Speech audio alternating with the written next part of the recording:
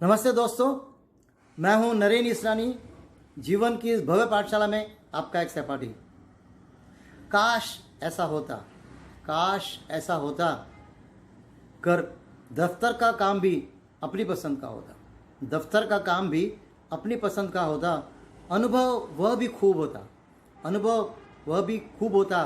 हर पल मौज मस्ती में गुजरता, हर पल मौज मस्ती में गुजरता।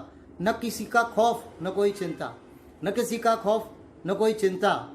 हर दिन बस हमें प्रसन्नता देकर ही ढलता, प्रसन्नता देकर ही ढलता।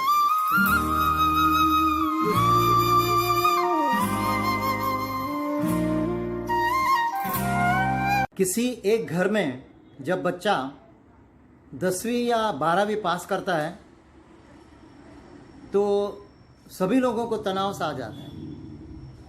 घर के लोगों को, भाई बंधुओं को, पड़ोसियों को आगे क्या करना है, कौन सा विषय लेना है, साइंस, आर्ट्स, कॉमर्स, क्या करना है, डॉक्टर बनना है, इंजीनियर बनना है। बस यूं समझिए कि अधिकतर उस बच्चे को छोड़कर बाकी सभी लोगों को एक विषय मिल जाता है बात करने का, सलाह देने का, किस्सा सुनाने का। और ये ज़रूरी है कि पड़ोस में या मित्रों में या घर में कभी न कभी किसी को ज़रूर इस करियर के बारे में, पेशे या व्यवसाय के बारे में अवश्य ज़रूरत पड़ सकती है। तो इसके बारे में मूलभूत जानकारी हासिल करना सभी का कर्तव्य है। तो आज का हमारा यही विषय है, किस्सा करियर का, यानी व्यवसाय या पेशे का। सबसे अच्छा करियर कौन सा है, सबसे अच्छा पेशा कौन सा है, सबसे अच्छा व्यवसाय, उत्तम श्रेष्ठ व्यवसाय कौन सा है, ये निर्धारित करते हैं। तो चलिए उसके लिए एक उदाहरण लेते हैं।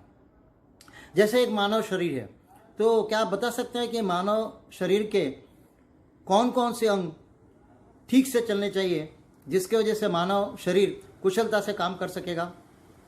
विचार कीजिए। कोई कहेगा दिमाग, कोई कहेगा दिल, कोई कहेगा फेफड़े, कोई कहेगा कान, नाक आदि, बहुत सारे उत्तर। लेकिन अगर आप धैर्य से विचार करेंगे तो आप ज़रूर ये मानेंगे कि हर शरीर कुशलता से तभी काम कर सकेगा जब उसके सभी अंग स्वस्थ हों और सभी अंग अच्छे से, ठीक से काम करते हों।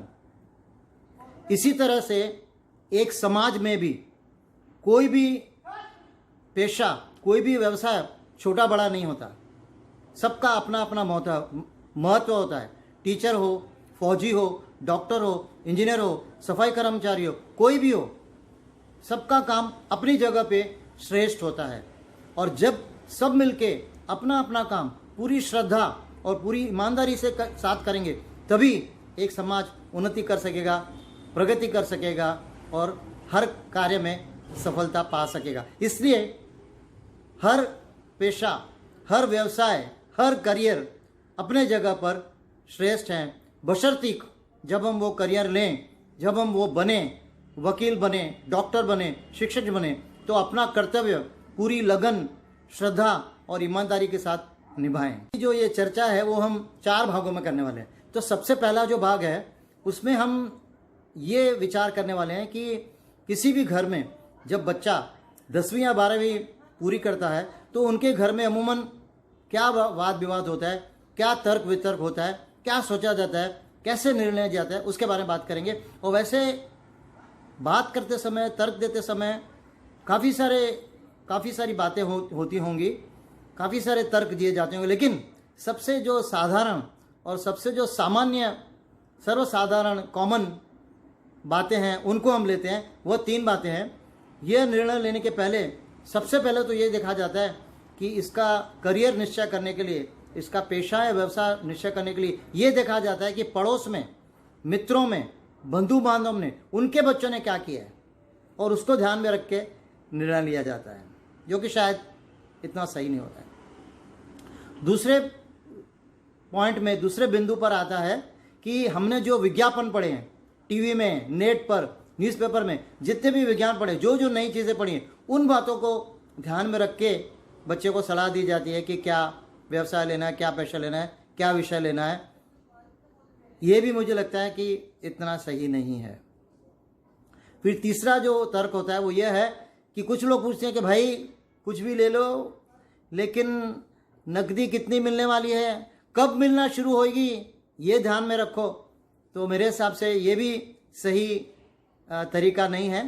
मेरे हिसाब से कि जब बच्चे को हम ये निर्णय लेने में सहायता करते हैं तो सबसे पहले हमको ये ध्यान में रखना चाहिए कि बच्चे का व्यक्तित्व कैसा है, बच्चे का सोच विचार, बच्चे की रुचि क्या है, इसको ध्यान में रखकर अपनी बुद्धि और विवेक को ध्यान में रखकर उसके बाद ही कोई निर्णय लेना चाहिए। अब चलते हैं भाग 2 पर।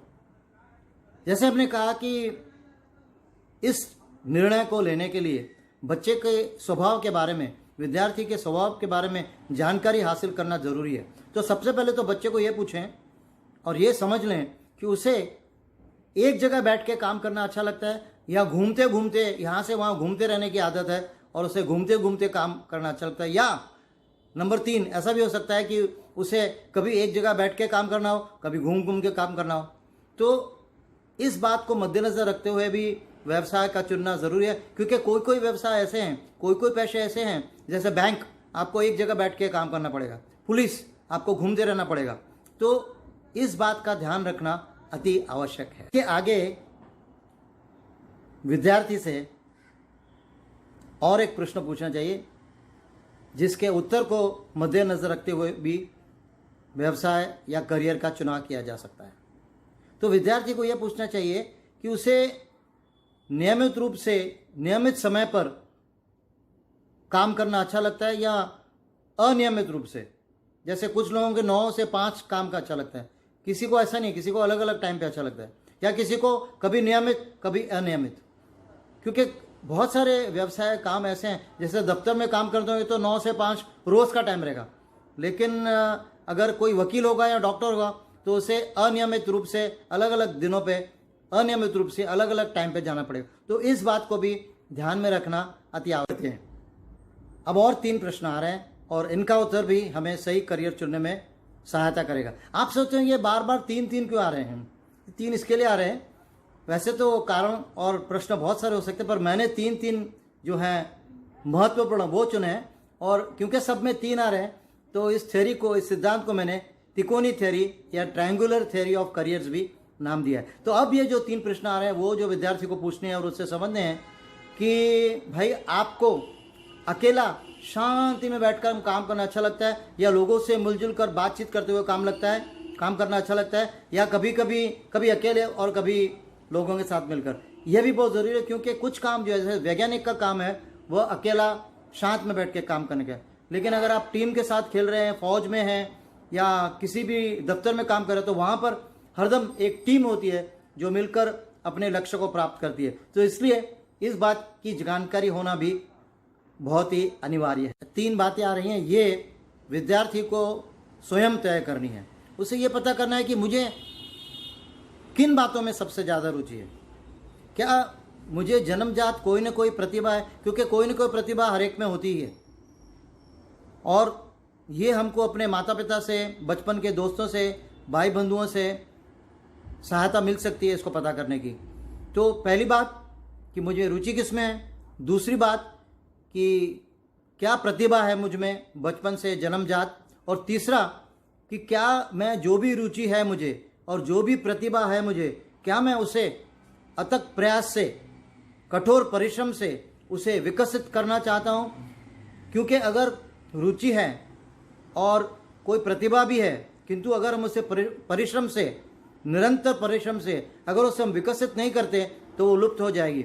इसलिए निरंतर परिश्रम करना अत्यंत आवश्यक है। जैसे सचिन तेंदुलकर, अमिताभ बच्चन, मैरी कॉम जैसे लोगों ने इस सिद्धांत को हासिल कर लिया, इस सिद्धांत को करके दिखाया है कि उनकी जो रुचि थी, उनकी जो प्रतिभा थी, लगातार परिश्रम करके उन्होंने सफलता पाई, नाम कमाया और पूरे विश्व में उन्होंने ख्याति पाई। कोई भी प्राणी, कोई भी व्यक्ति किसी भी क्षेत्र में सफलता प्राप्त कर सकता है, कोई 2 वर्षों में, कोई 4 वर्षों में, कोई 10 वर्षों में। लेकिन अगर हम करियर अपना उस क्षेत्र में चुनेंगे जिसमें हमारी प्रतिभा है, जिसमें हमारी रुचि है, तो फिर और क्षेत्रों के तुलना में इस विशेष क्षेत्र में सफलता मिलने की संभावना जल्दी सफलता मिलने की संभावना अधिक रहती है। हाँ, एक बात है कि जो भी आपकी रुचि है, जो भी आपकी प्रतिभा है, वो आपको उस क्षेत्र में प्रारंभ में एंट्री, यानी आपको सिर्फ एडमिशन तो मिल सकती है, उसमें आरंभ तो आपका वो काम हो सकता है, लेकिन उसमें सफलता आपको तभी मिलेगी जब आप निरंतर कठोर परिश्रम करते रहें और प्रयत्न करते रहें, अथक प्रयास करते रहें। अगर आपने कोई व्यवसाय चुन लिया है और आप आधे रास्ते में उसमें आगे बढ़ गए हैं तो चिंता न करें, क्योंकि आपको ऐसा लगता होगा कि किसी ने धक्का दे के आपको यहाँ भेजा है और आप हताश, परेशान, असहाय फील कर रहे हैं, आपको बिल्कुल अच्छा नहीं और बहुत आप परेशान अनुभव कर रहे हैं, तो इस बात को मान लीजिए कि आपने गलती की है और अपनी गलती सुधारिए, और आपको जिस भी क्षेत्र में रुचि है उस क्षेत्र के पीछे पूरी लगन, पूरी श्रद्धा के साथ चल पड़ें, और मुझे विश्वास है कि उस क्षेत्र में आपको सफलता ज़रूर मिलेगी। आपने तो सुना ही होगा कि कितने हमारे मुंबई के फिल्मी कलाकार हैं जो इंजीनियर हैं, लेकिन उन्होंने इंजीनियरिंग करने के बावजूद भी, जैसे कीर्ति सनन, कार्तिक आर्यन और तपस्वी पन्नू आदि, तो ये सब इंजीनियरिंग करने के बाद भी क्योंकि उनको एक्टिंग पसंद थी तो एक्टिंग में गए, अदाकारी करने गए। इसीलिए अगर आपने कहीं भी कोई गलती की है करियर चुनने में और आप आधे या पूरा वो करियर की पढ़ाई पूरी कर चुके हैं, फिर भी आप उसके बाद भी जो आपकी रुचि है उसमें पूरी लगन और श्रद्धा के साथ चल पड़ें, क्योंकि कहते हैं जहाँ से जागे वहीं सवेरा। सबसे महत्वपूर्ण बात जो जीवन में समझना अनिवार्य है वो यह है कि कोई किसी से कम नहीं है, कोई किसी से ज़्यादा नहीं है, सब प्रकृति के संतान हैं, सब एक समान हैं। प्रकृति ने हर एक को अलग अलग व्यक्तित्व दिया है, अलग अलग गुण दिए हैं, अलग अलग विशेषताएं, प्रतिभाएं दी हैं, और प्रकृति ने हर एक को एक खास कार्य के लिए चुना हुआ है। तो हमारे जीवन का पहला कर्तव्य तो होना चाहिए कि हमें प्रतिभा हम में कौन सी है, उसके बाद हमें उस प्रतिभा को समझकर परिश्रम से उसमें विकास करना चाहिए, उसमें कुशल बनना चाहिए, और उसके बाद ये पता करना चाहिए कि जो भी कार्य हमको प्रकृति ने दिया है उस कार्य को कुशलता के साथ पूरे करें, और वो हम तब कर सकेंगे जब हम अपनी प्रतिभा को ठीक से विकसित कर पाएंगे, और हम अपना जीवन तभी सार्थक कर सकेंगे जब उस कार्य को जो प्रकृति का दिया हुआ है वो पूरा कर सकेंगे। तो इसलिए ध्यान में रहे कि कोई भी करियर, कोई भी व्यवसाय, कोई भी पेशा अच्छा या बुरा नहीं है, कम या ज़्यादा नहीं है, सब बराबर हैं, और जब सब मिलकर काम करेंगे, सब अपना अपना काम ईमानदारी से, श्रद्धा से, तन्मयता से करेंगे, तब हमारा समाज उन्नति कर सकेगा, प्रगति कर सकेगा और हर सफलता के शिखर को पहुंच सकेगा। इसी के साथ हम ये अंक यहीं समाप्त करते हैं और फिर मिलते हैं अगले अंक में, जीवन की इस भव्य पाठशाला में सफल बनने के लिए एक नया सूत्र लेकर। तब तक के लिए धन्यवाद, नमस्कार।